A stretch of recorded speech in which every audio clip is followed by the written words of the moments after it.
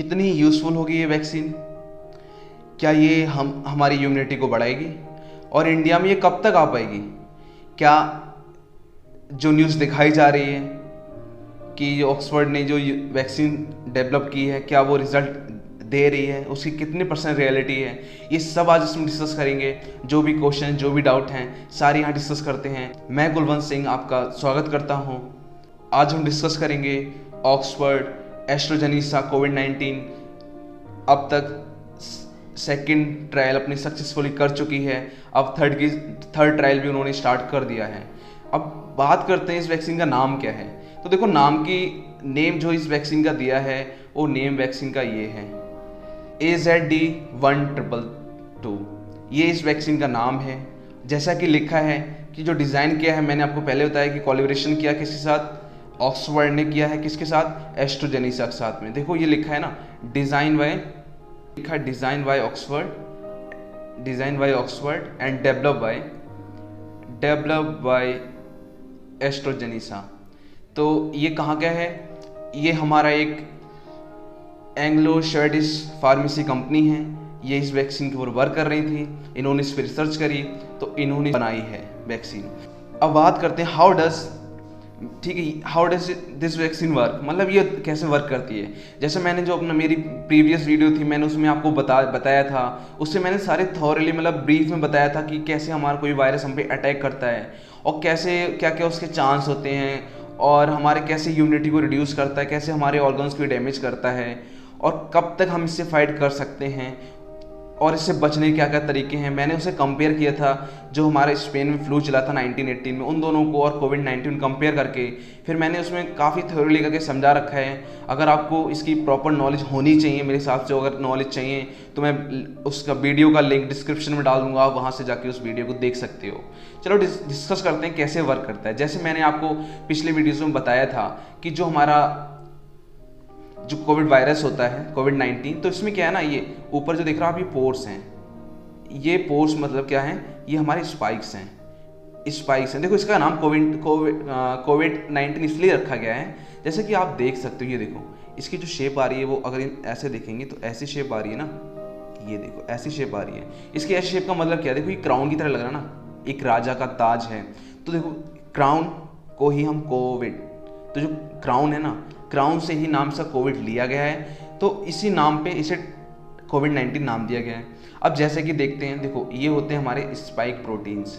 तो जो spike proteins होते हैं, जब भी मैंने उसमें बताया जैसे आपको कि सेल मेम्ब्रेन के पास में आते हैं, तो ये सेल मेम्ब्रेन को अटैक करते हैं। क्या अटैक करते हैं? जो स्पाइक प्रोटीन्स होते हैं, ये जो रेड देख रहे हो ना आप, ये पोर्शंस पर अटैक करता है। किस पे? हमारे सेल्स पर अटैक करता है। तो अटैक करने के बाद में फिर ये अलाउ करता है वायरस को कि उसके अंदर जाने के लिए, किसके? हमारे सेल के अंदर जाने के लिए। ये देखो, जैसे कि इसमें लिखा है ना, ये देखो, ये हमारी हुई सेल मेम्ब्रेन, जैसा कि आप देख सकते हो। तो ये हुई हमारी सेल मेम्ब्रेन, ठीक है।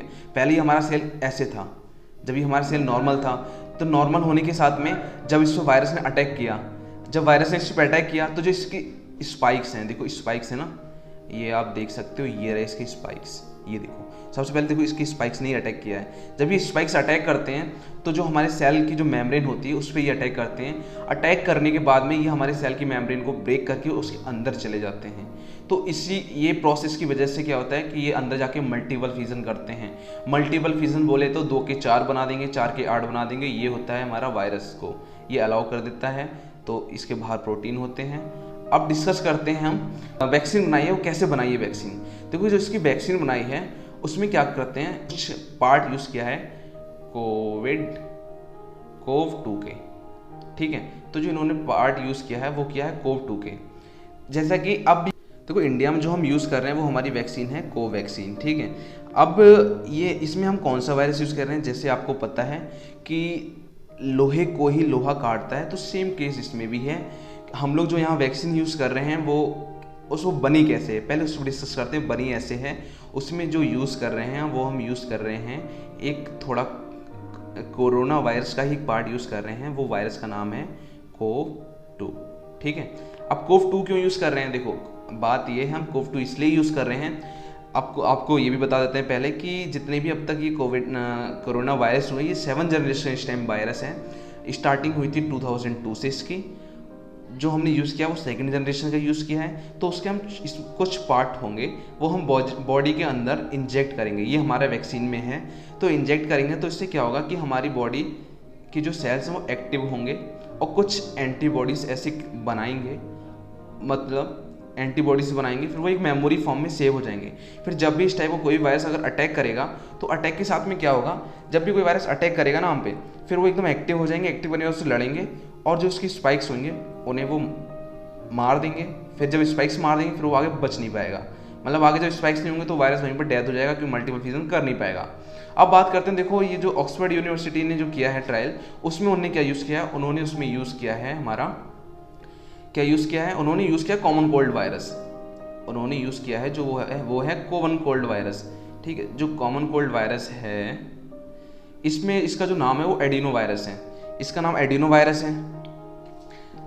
और ये इस वायरस ने क्या है, ये इस वायरस ने इन्फेक्ट किसे किया है, चिंपैंजीज को इन्फेक्ट किया है। तो इसमें क्या होगा, एक ये वायरस क्या होगा, एक कोट टाइप का, एक लेयर कोट टाइप की बना देगा हमारे सेल के ऊपर, और जब भी कोई वायरस अटैक करेगा तो जो उसकी स्पाइक्स हैं, जो प्रोटीन है ना, वो उसको डेथ मार देगा। मारने के बाद में क्या होगा, फिर मल्टीपल फ्यूजन कर नहीं पाएंगे। जब मल्टीपल फ्यूजन नहीं हो पाएंगे उससे हमारे जो वायरस जो भी अंदर एंटर करेगा वो मर जाएगा। देखो ये जो मैंने जूम करके आपको दिखा दिया है, ये हमारा है वायरस, एडिनो वायरस, जो कि चिंपैंजी जिसने अटैक किया था, इसी का यूज़ करके, कुछ पार्ट यूज़ करके ऑक्सफोर्ड यूनिवर्सिटी वैक्सीन बना रही है। अब जो सेकेंड, देखो यहाँ तक तो आपको समझ में आ गया होगा कि वैक्सीन कैसे बन रही है। अब बात करते हैं किसी वैक्सीन को अप्रूवल कैसे मिलता है। किसी देखो वैक्सीन को अप्रूवल बनने के लिए सबसे पहले क्या होता है, फर्स्ट जो उसका स्टेप है वो देख सकते हो आप, वो उसका एक्सपेरिमेंट चलता है, मतलब क्या, जो लैब में उसका वर्क का चलता है।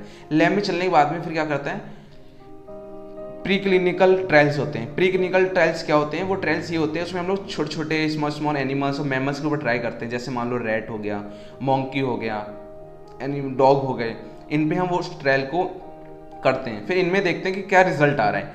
जब ये क्वालिफाई कर जाता है हमारी कोई वैक्सीन, इसके बाद हम पहुंचते हैं किस पे, इसके बाद हम जाते हैं सीधे क्लिनिकल ट्रायल्स पे।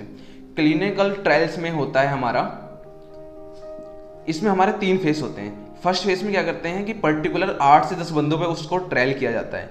अगर उसमें रिजल्ट अच्छे आते हैं फिर उसे अप्रूवल मिलता है सेकंड फेज में जाने के लिए। सेकंड फेज में क्या होता है कि उसे ट्रायल किया जाता है 20 to 60% पे उसे ट्रायल कर लिया जाता है। इसमें करने के बाद में जब इसमें अप्रूवल अच्छे रिजल्ट मिलते हैं, देखो अगर 80% से रिजल्ट मिल रहे हैं तो आपको अप्रूवल मिल जाएगा किसी भी वैक्सीन का। इसमें करने के बाद में फिर आप आ जाते हो थर्ड फेज में। थर्ड फेज में आप अप टू इससे 50,000 लोगों पे ट्रायल कर सकते हो।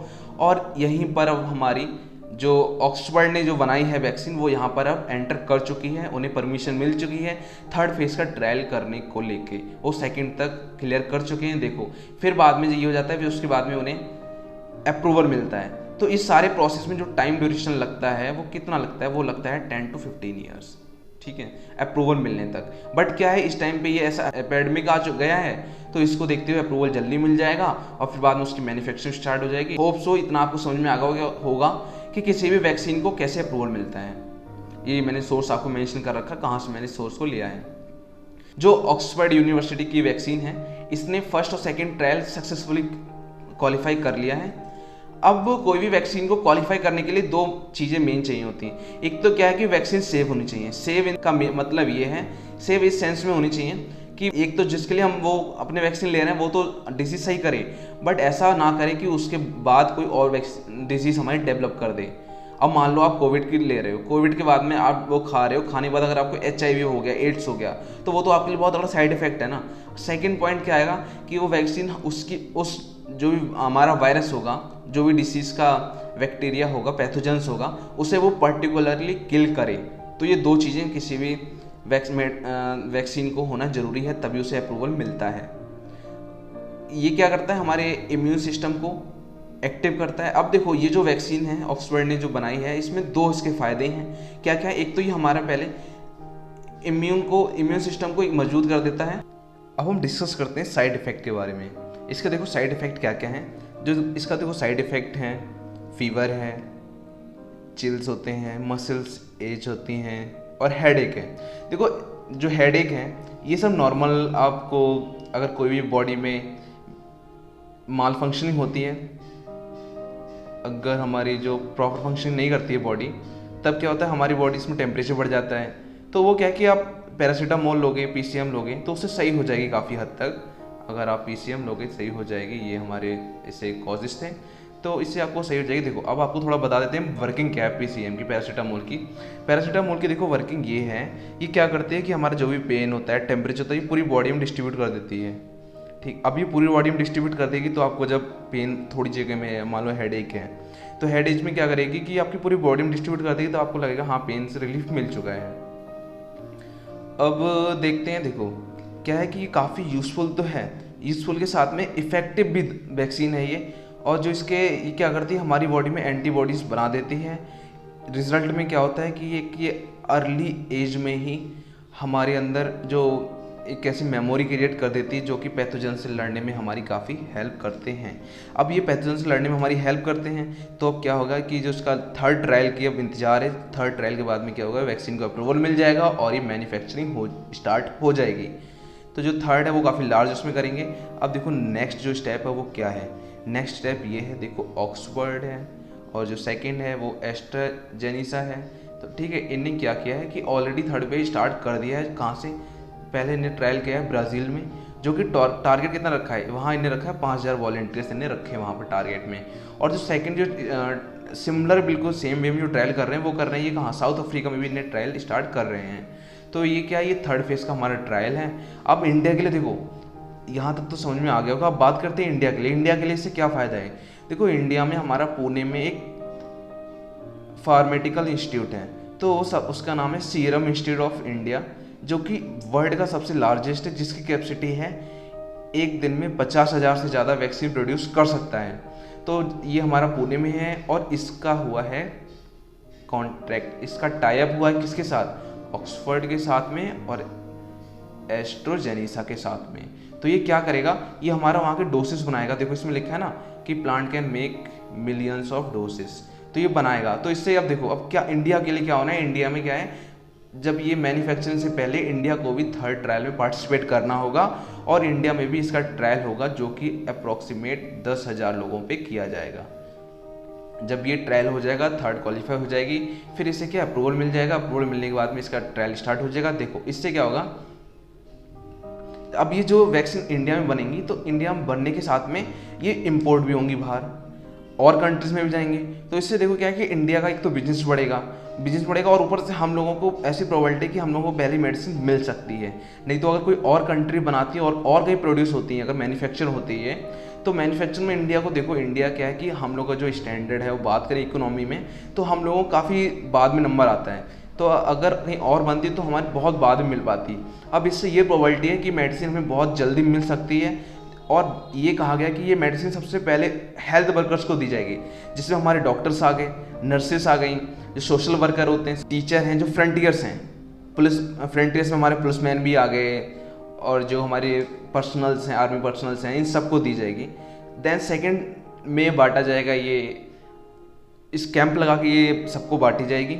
सो होप सो ये काफ़ी आपको समझ में आया होगा और आज का ये टॉपिक हम यहीं पर एंड करते हैं। और जो थर्ड ट्रायल के बाद में जो भी इन्फॉर्मेशन होगी मैं आपको अपडेट करता रहूँगा और आप मुझसे जुड़े रहिए।